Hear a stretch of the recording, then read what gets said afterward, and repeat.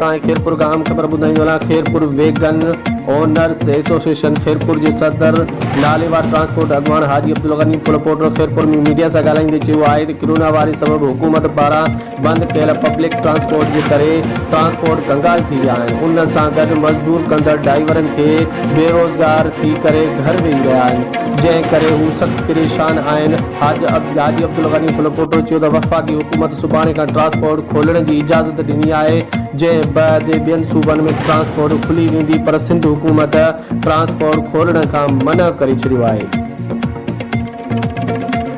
उन्हनि चयो त जंहिं करे ट्रांसपोर्ट सख़्त परेशान आहे। हिन चयो त 2 महीननि खां ट्रांसपोर्ट बंद हुजण जे गाॾियूं जूं बैटरियूं टायर कमज़ोर थी विया आहिनि, लखे माण्हू बेरोज़गार थिया आहिनि। असांखे करोड़नि जो नुक़सानु थियो आहे। सिंध हुकूमत खे घुर्जे त वफ़ाक़ जे कयल फ़ैसिले ते नज़रसानी करे पब्लिक ट्रांसपोर्ट SOPs तहत हलायो वञे। ट्रांसपोर्ट अगवान हाजी अब्दुल गनी फुलपोटो वधीक चयो त ईद वेझी आहे, अवाम बुखियूं काटण ते मजबूर आहिनि, ड्राइवर ईद करण लाइ परेशान आहिनि, जंहिं करे पब्लिक ट्रांसपोर्ट खोली वञे त जीअं अवाम खे सहूलियत मिले ऐं बेरोज़गारी बणियल ट्रांसपोर्ट रोज़ी करे सघनि।